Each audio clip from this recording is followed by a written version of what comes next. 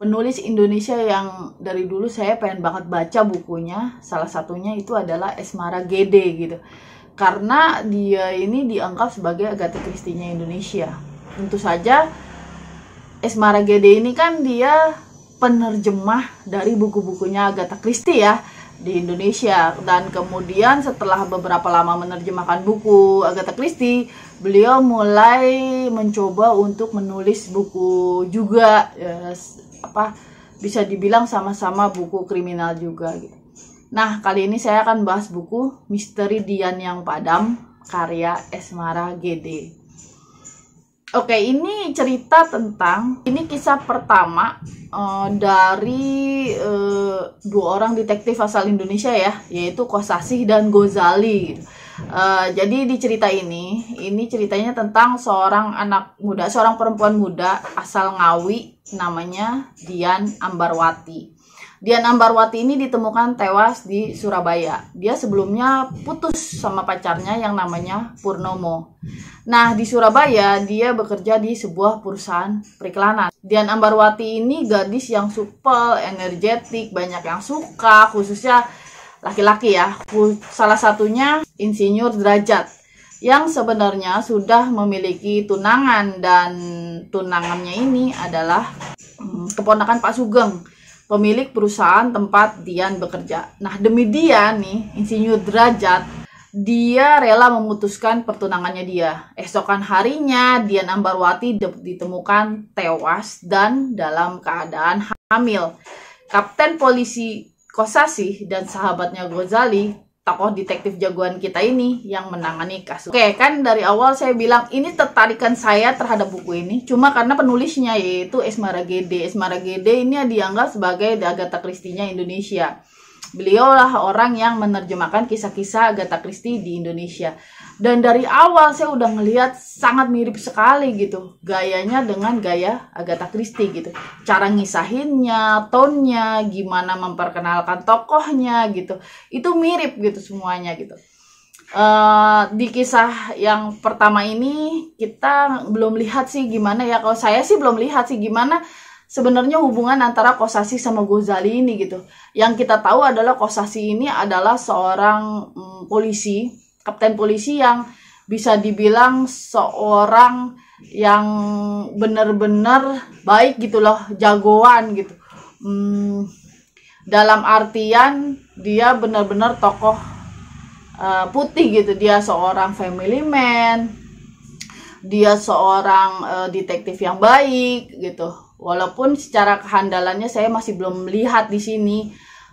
Terus dia orang yang jujur ya, yang ya bukan seorang polisi yang korup gitu.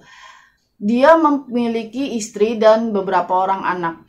Kebiasaan dia adalah ketika dia sedang menghadapi suatu kasus, dia tuh sering benar-benar waktunya untuk kasus itu, sehingga buat keluarganya sendiri itu hampir tidak ada. Tapi istrinya tidak pernah yang namanya protes gitu. Anak-anaknya juga mengerti gitu. Keluarganya benar-benar keluarga yang hangat, keluarga cemara gitulah gitu. Sementara Ghazali di sini adalah seorang mantan kriminal gitu. Jadi diceritakan Ghazali ini dia anak muda yang kebawa macem-macem lah, dari pencurian, perampokan dan segala macam, sampai suatu hari dia ditangkaplah sama si Kapten Kosasih ini. Kemudian oleh Kapten Kosasih dia akhirnya berhasil disadarkan dan kemudian membantu kepolisian. Jadi statusnya si Ghazali sebetulnya untuk buku yang pertama nggak jelas ya.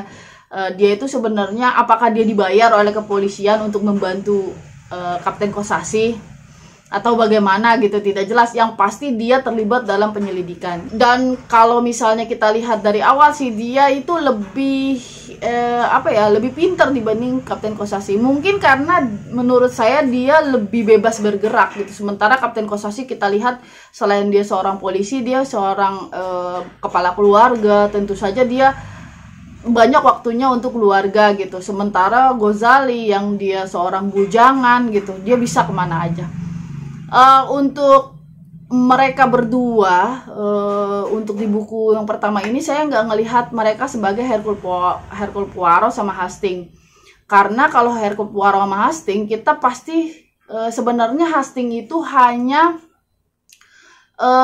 orang yang dipakai untuk menyesatkan kita gitu sebagai pembaca gitu. Atau yang nggak mungkin juga sih Hercule ini atau tokoh utamanya ini kan ngomong sendiri nggak mungkin. Tapi toh si penulis butuh orang kan untuk mengkomunikasikan gitu. Apa sih sebetulnya yang mau diomongin? Apa sih sebetulnya dalam pikirannya si Hercule Poirot gitu kan?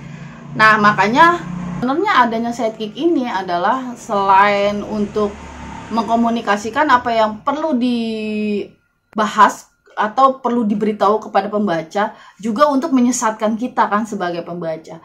Kalau di sini sepertinya mereka setara gitu ya. Dia tuh mereka nggak ada yang satu tuh lebih dominan dibanding yang lain gitu. Walaupun si Ghazali ini dia kan bukan polisi ya, jadi bisa dibilang dia anak buahnya Kosasi lah gitu. Tapi dalam di sini saya belum lihat sih apakah Kosasi lebih dominan atau Ghazali yang lebih dominan gitu. Cuma yang berbeda di sini mungkin kan Ghazalinya seorang bujangan, tapi itu sangat jauh sekali dari Hercule Poirot gitu. Kenapa saya bandingkan terus ke Agatha Christie? Ya karena memang Esmara Gede sendiri selalu dibilang sebagai Agatha Christie-nya Indonesia, dan kemudian dia sendiri mendapat inspirasi dari buku-bukunya Agatha Christie kan. Ghazali ini seorang bujangan yang benar-benar bujangan ala Indonesia gitu. Jadi bukan bujangan ala Inggris seperti si Hercule Poirot yang walaupun dia tidak punya keluarga, tapi kehidupannya dia tinggal di apartemen yang mewah, dia punya pelayan, dia menjalani hidup sebagai lelaki gentleman yang warga kelas 1 gitulah. Nah, sementara kalau si Ghazali ini dia punya rumah yang nggak terurus, terus kemudian bisa dibilang dia kehidupannya pun nggak jelas gitu. Jadi kapan pulang ke rumah, kapan dia pergi itu terserah dia gitu. Bener-bener asli bujangan ala Indonesia yang keadaannya berantakan gitu. Cuma di sini saya melihat bahwa karena ini buku pertama ya, saya ngelihat ini memang potensi untuk berkembangnya sangat besar gitu di sini. Kita bisa ngelihat Ghazali itu masih awal-awal gitu dia menjalani hidup dia sebagai detektif di bawah arahan dari Kosasi. Walaupun arahannya itu dia lebih melihat Kosasi itu bukan sebagai partner, tapi sebagai seorang laki-laki yang lebih tua dan sudah menyelamatkan dia dari jalan yang tidak benar gitu kan.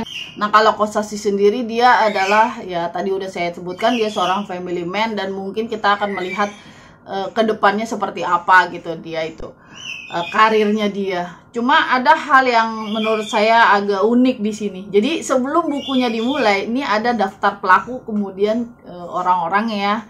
Kita lihat kalau di buku Agatha Christie memang seperti itu juga. Ada daftar pelaku, ada orang-orangnya. Bisa dibilang gini deh, kalau buku Agatha Christie itu dia mengambil dari orang pertama, entah itu Hastings atau siapapun gitu, itu dia tidak ada daftar pelaku biasanya. Tapi kalau dia ngambil dari orang ketiga, nah itu suka ada daftar pelakunya gitu. Mungkin bisa dibilang ya kalau orang ketiga kan kita masuk di tengah-tengah gitu. Sementara kalau orang pertama kita mengikuti, misalnya Hastings baru sampai di situ ya memang dia belum tahu siapa-siapa. Kemudian sepanjang perjalanan di cerita kita akan lebih mengenal tokoh-tokohnya. Cuma yang di sini lucunya daftar pelakunya ini sangat detail gitu, detail sekali. Misalnya contohnya gini, Dian Ambarwati, lincah, ramah, masih muda, walaupun disayangi teman-temannya, usianya tidak panjang. Terus kemudian Purnomo Jamaluddin, manja, malas, dan berdarah panas. Dia menyimpan suatu rahasia yang membuatnya gelisah. Lah, ini sementara daftar pelaku kan dari awal ya. Jadi kita sebelum baca udah, Ya ampun, kita udah curigaan aja gitu sama Purnomo, si Purnomo Jamaludin ini gitu, karena dia dibilang menyimpan suatu rahasia yang membuatnya gelisah. Jadi menurut saya terlalu detail aja gitu, sampai dibahas seperti itu untuk daftar pelaku. Saya sendiri baru baca Esmara Gede itu mungkin baru baca 3 buku ya, jadi agak-agak, tapi selanjutnya langsung lompat terakhir. Jadi agak-agak saya nggak tahu apakah selanjutnya dia akan terus memakai daftar pelaku atau tidak. Tapi menurut saya kalau diterbitkan lagi nggak usah lah dipakai kayak gini. Menurut saya agak lucu aja gitu ya. Nggak apa ya, nggak asik lah. Kita udah dikasih tahu, kita udah diberi kecurigaan duluan gitu. Walaupun kita nggak tahu sebenarnya dia apakah memang dia pelakunya atau tidak, cuma nggak enak aja gitu. Nah, terus kemudian di sini menurut saya apa ya, pembukaannya kurang kuat sih ya di sini ya. Kalau kan ini kan diceritakan sebagai kisah pembuka gitu ya, dari kisah-kisah Ghazali sama si siapa Kosasi gitu. Dan menurut saya sih ini bukan cerita yang cukup kuat untuk membuka satu petualangan. Tapi yang pasti saya masih akan, saya pikir ini baru pembukaan gitu. Jadi bukan pengakhiran saya ketemu sama mereka. Saya masih tertarik sama membaca kasus-kasus mereka selanjutnya. Oke, sampai di sini pembahasan buku kali ini. Kalau ada yang tidak sesuai atau ada yang perlu diperdebatkan, silakan tulis saja di kolom komentar di bawah ya. Akhir kalam, assalamualaikum warahmatullahi wabarakatuh.